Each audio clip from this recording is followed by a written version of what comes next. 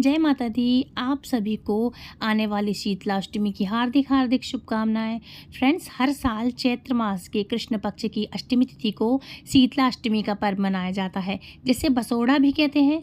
इस दिन माता को बासी भोजन का भोग लगाया जाता है। आइए जानते हैं इस साल 2026 में शीतला अष्टमी की पूजा किस दिन की जाएगी और अष्टमी तिथि कब से कब तक रहने वाली है और शीतला माता को किस किस सामग्री का भोग लगाना चाहिए। साथ ही आप जानेंगे पूजा विधि और जरूरी नियमों के बारे में।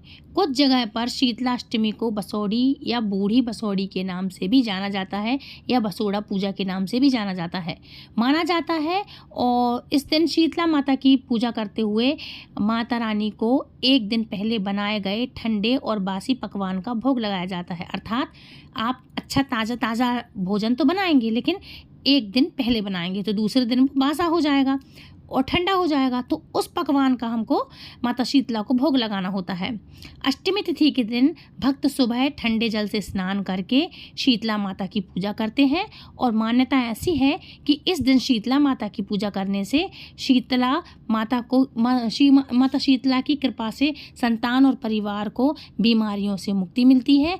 और इस दिन माताएं व्रत रख करके अपने बच्चों की दीर्घायु और अच्छे स्वास्थ्य की, अच्छे जीवन की कामना करती हैं और बासी भोजन का भोग लगाती हैं, जैसे कि उसमें मुख्य रूप से होता है दही, चावल, रोटी, मिठाई, मालपुए या फिर मीठी पूड़ियाँ हो गया, राबड़ी हो गई, और ये सब चीज़ों का भोग लगता है। गुलगुले हैं, पकौड़े हैं, कड़ी है, ये चीज़ें हैं, पूरी है, सब्ज़ी है, मतलब बिना लहसुन प्याज की सब्ज़ी। तो ये सब ठंडा होता है, जिसको हम अठवाई बोलते हैं।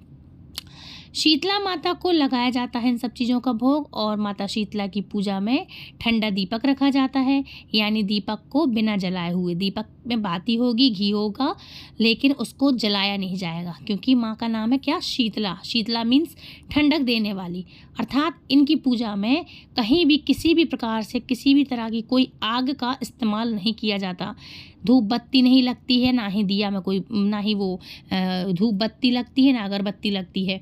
दीपक माता रानी को समर्पित होता है, लेकिन जलाते नहीं हैं। इसलिए बोला जाता है माता रानी के लिए कि ठंडक दीपक लगाया जाता है। और ठंडा दीपक जब आप ले जाएंगे तो वहाँ पे ही पूजा करने के बाद रख दिया जाता है, दीपक जलाया नहीं जाता है। ठीक है, तो इस तरह से माँ को दीपक अर्पित हो जाता है। शीतला माता को आरोग्य की देवी माना जाता है। विशेषकर बच्चों को चेचक, खसरा और फोड़े फुंसी होते हैं ना, जो वो त्वचा संबंधी रोग जिसको बोलते हैं, जब गर्मियों में आने वाले होते हैं ये रोग, तो इनसे बचाने के लिए इस दिन विशेष रूप से उनकी पूजा की जाती है। अक्सर लोग माता शीतला के इस पावन पर्व को होली के ठीक 8 दिन बाद भी मना लेते हैं, जैसे कि कई लोग इसे होली के बाद आने वाले पहले सोमवार या फिर शुक्रवार को मना लेते हैं।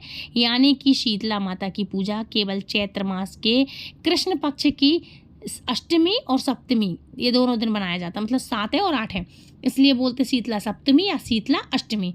इन तिथियों को मनाया जाता है, बल्कि उससे पहले भी की जा सकती है पूजा। और शीतलाष्टमी का जो भी व्रत है वह गुजरात, राजस्थान और उत्तर प्रदेश में सबसे अधिक रखा जाता है। अच्छा, मध्य प्रदेश में भी बहुत रखा जाता है ये व्रत। आप कहाँ से बिलोंग करते हैं, प्लीज़ हमें कॉमेंट बॉक्स में ज़रूर बताइएगा। तो इस जगह पर यह व्रत, यह त्यौहार सबसे अधिक लोकप्रिय होता है और लोकप्रिय है भी।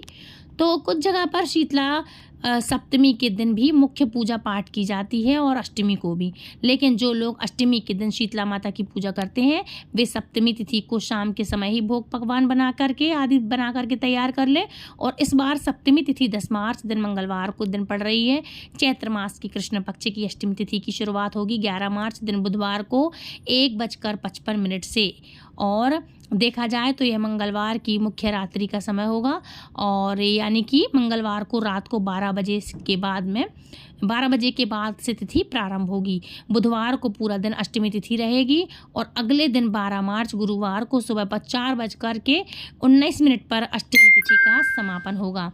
ऐसे में उदया तिथि के अनुसार अष्टमी तिथि 11 मार्च बुधवार की पड़ रही है, इसलिए शीतला अष्टमी 11 मार्च बुधवार को ही मनाई जाएगी। और जो लोग होली के बाद पड़ने वाले शुक्रवार या सोमवार को शीतला अष्टमी का पर्व मनाते हैं वे 6 मार्च को शुक्रवार के दिन और 9 मार्च को सोमवार के दिन भी शीतला माता की पूजा कर सकते हैं। शीतला माता ऐसी देवी हैं जो गधे की सवारी करती हैं और मान्यता ये है कि एक बार जब शीतला माता धरती पर भक्तों की परीक्षा लेने के लिए पधारी थी, तब कुम्हार समाज की एक महिला ने उनकी सहायता की थी, लेकिन वह इतनी निर्धन थी कि उनके घर में बैठने के लिए जगह भी नहीं थी। तब वो उसके घर में जो गधा था उसने उसी गधे पर बैठाने के लिए माँ शीतला को कहा। शीतला माता ने प्रसन्न होकर उसी गधे को अपनी सवारी बना लिया। इसके पीछे और भी मान्यताएं हैं जिन्हें आप हमारे ये जो चैनल है इस पर आप आइएगा, और चैत्र मास पे आप जब निकालेंगे ना तो बहुत सारी वीडियोस आपको मिल जाएंगी, क्योंकि हमने आपको जैसे कि पहले बताया है, अपने डिस्क्रिप्शन में लिखा हुआ है कि हम हर 30 त्यौहार की जानकारी आपको देते हैं। तो हर 30 त्यौहार की जानकारी, कथा, हर चीज़ हमारे चैनल पर अवेलेबल है। तो ये ऐसी मान्यता है। अष्टमी तिथि के दिन घर में ताज़ा भोजन बनाने या गैस चूल्हा या अग्नि जलाने की मनाही होती है, और अष्टमी तिथि के दिन शीतला माता को अर्पित किया गया भोजन ही प्रसाद के रूप में ग्रहण करना होता है पूरे परिवारजन को। और इस दिन नीम के पेड़ की भी पूजा की जाती है, पथवारी की पूजा की जाती है, पथवारी के रूप से की जाती है, और नीम के पत्तों को पानी में डाल करके परिवार के सभी सदस्यों को स्नान भी करना चाहिए, पूजा करना चाहिए, नीम के पेड़ में जल चढ़ाना चाहिए। और आपको जब घी लेके जाएंगे थोड़ा सा माँ शीतला को भोग के रूप में या फिर उस दिए में, तो आपको माता शीतला के नैनों में लगाना है, मतलब अर्थात आँखों में लगाना है। और फिर जब वो आँखों से थोड़ा सा बचा हुआ घी आप अपनी कटोरी में वापस डाल लें।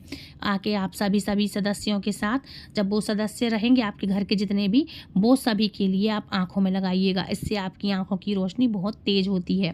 ये तो कुछ बातें हो गई। अच्छा, आपको एक दिन पहले से ही पूरे स्वच्छ रूप से पूरे घर की अच्छे से साफ सफाई करनी है, झाड़ू पोंछा करना है। फिर शाम के टाइम आपको एक बार फिर से स्नान करना है। उसके बाद जो भी आप पकवान बनाएंगे, जैसे कल आपकी पूजा है तो जो भी आप पकवान बनाएंगे वो आपको अच्छे से साफ़ सुथरे से बढ़िया से ढक मूंद के बढ़िया रख देना है। जब वो पूर्ण रूप से बिल्कुल ठंडा हो जाता है उसको कहते हैं हम बासी भोजन। अच्छा, ऐसा नहीं कि आपने खूब सुबह उठ के बना लिया, वो ताज़ा होगा। पूर्ण रूप से ठंडा किया गया भोजन, मतलब एक रात पहले आप बना लें, उसके बाद आप पूरा ठंडा हो जाएगा तब पूजा करनी है। एक बात और बता दूं कि जिनके घर में मतलब जिनके घरों में पूजा होती है तो ठीक है, नहीं तो आपकी सिटी में, शहर में, आपके यहाँ जो भी मुख्य मंदिर होते हैं, आपके गांव में माँ के मंदिर होते हैं माता शीतला के, तो वहाँ पे पूजा ज़्यादातर लेडीज़ जा कर के करती हैं। तो आप क्या करिएगा, जब सामान ले जाएंगे तो राबड़ी ज़रूर से बनाइएगा, है ना, और मिट्टी के बर्तनों में लेके जाइएगा। तो ये चीज़ें हैं, ले जाएंगे जब आप तो ठंडा दीपक ले जाइएगा, घी गुड़ जो कुछ भी आपके यहाँ बनता हो, गुलगुले हैं, मालपुए हैं, भजिए हैं, है ना, और कड़ी है। कड़ी की जगह राबड़ी होता है, दही मेन होता है, बाजरा रात को आपको एक रात पहले फुलो के रखना होता है। तो मतलब ये सारी सामग्रियां जो होती हैं ये हमें एक रात पहले से ही तैयार करके रखना होती हैं, और माता रानी को भोजन में स्वरूप, मतलब भोजन स्वरूप में, प्रसाद रूप में चढ़ाते हैं, और फिर बाद में समस्त परिवार ग्रहण करता है। तो मैं ये बता रही थी कि आप मंदिर जा कर के पूजा करिएगा, और अग्नि का प्रयोग नहीं करते, ना हवन, ना धूप बत्ती, ना कोई सी भी अगरबत्ती, और ना ही दीपक, ठंडा दीपक चढ़ाते हैं, ठीक है। तो और जब आप माता रानी को जल चढ़ाएंगे जा कर के मिट्टी के बर्तन में या जो भी बर्तन में ले जाएंगे आप, लोटे में, तो मिट्टी के लोटे में या कोई भी लोटे में, तो माता रानी को जब जल समर्पित करेंगे तो वही जल आप थोड़ा सा बचा करके लाइएगा। जब आप अपने घर में प्रवेश करने वाले होंगे तो वही जल का पूरे घर में छिड़काव करते हुए आइएगा। इससे आपके घर में दरिद्रता और जो भी बीमारियां होंगी वो सब नष्ट हो जाती हैं, और माता रानी का आशीर्वाद रहता है आपके और आपके परिवारजन पर। और जैसा कि मैंने घी बताया है, तो घी का दीपक तो अलग रहेगा, और थोड़ा सा घी अलग से कटोरी में ले जाना।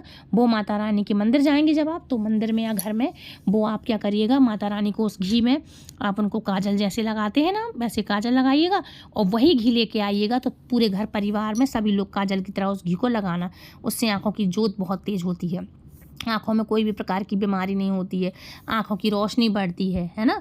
तो ये चीज़ें हैं छोटी छोटी जो ज़रूर से करिएगा। नीम की, पथवारी की पूजा कर सकते हैं। और एक बात और, आप चाहें तो खूब जल्दी उठ करके ठंडे पानी से आप जल्दी से नहाएं, क्योंकि ये पूजा अंधेरे में ही हो जाना चाहिए, मतलब ठंडे में, सूरज देवता ना निकल पाए, सूर्य ना निकल पाए, और आप जल्दी से पूजा कर लें। इसलिए कहा गया है कि रात को जल्दी से सब कुछ एक दिन पहले बढ़िया सफाई कर लें, शाम शाम तक रात रात तक भोजन प्रसादी बना लें, झाड़ू पोंछा करके रख लें, ताकि सुबह आप जल्दी से उठें तो बासी भोजन और बासी जगह पूजा, तो आपको सुबह ना झाड़ू लगाना पड़े ना कुछ करना पड़े, मतलब बासी घर में पूजा करेंगे आप, या बासी घर रहे और आप सुबह जल्दी जा करके पूजा कराएं, क्योंकि सब चीज़ तो तैयार रहती ही है। तो सुबह जल्दी से नहाया और बस ठंडे जल से नहाया और बढ़िया माता रानी की जल्दी से पूजा कराए।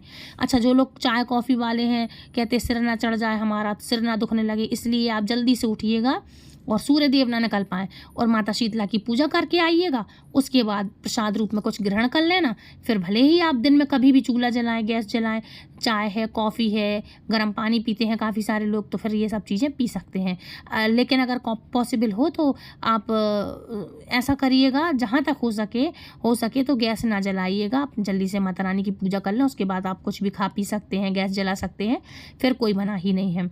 तो ये ठंडे ठंडे पूजा होती है सुबह के ब्रह्म मुहूर्त में। अगर आपको पॉसिबल हो, अगर आपकी सुविधा हो, तो आप अच्छे से इसी तरह से पूजा कर लेना। अब काफ़ी सारी लेडीज़ का क्या होता है, उनको टाइम नहीं मिल पाता है, लेट होता है, कोई काम नहीं कर पाई हैं, बेचारी लेडीज़ हैं, औरतें हैं, तो वो क्या करती हैं, फिर सूरज निकलने के बाद भी, अब उनकी पूजा तो है लेकिन कराती हैं, लेकिन मान्यता तो यही है और यही शुभ होता है। और जैसा कि हमने कहा है, माता शीतला, शीतला का मतलब शीतलता देने वाली, शीतल, ठंडा, तो इनकी पूजा ठंडे में ही होती है। काफ़ी सारे लोगों को जब चेचक के दाने निकलते हैं तो वो 6 से 7 दिन का, 8 दिन का व्रत उपवास रख के माता रानी को भोग प्रसादी लगाने जाते हैं, उनको भोग चढ़ाने जाते हैं, तो ठंडे में पूजा करके आते हैं, मतलब अंधेरे में उनकी पूजा करते हैं। तो इस तरह से आपको ठंडे ठंडे में पूजा करनी चाहिए। तो फ्रेंड्स, ये आज की वीडियो, प्लीज़ आपका आज का वीडियो आपको कैसा लगा प्लीज़ हमें कमेंट करके ज़रूर बताइएगा। वीडियो पसंद आए तो प्लीज़ लाइक शेयर कमेंट करिएगा। आपके यहाँ कैसा होता है, इस व्रत को कैसा किया जाता है, प्लीज़ हमें ये अपने कमेंट के माध्यम से ज़रूर से बताइएगा, ताकि हमें भी आपके यहाँ का तीज त्योहार का रिचुअल है जो हमें भी पता चले कि आप लोग कैसे करते हैं और कहाँ से आप ये वीडियो देख रहे हैं। तो प्लीज़ हमें ये भी अपनी जानकारी शेयर ज़रूर करिएगा। तो फ्रेंड्स, मिलती हूँ नेक्स्ट वीडियो में। राधे राधे, हरे कृष्णा, और आप सभी को हैप्पी शीतलाष्टमी। जय माता दी।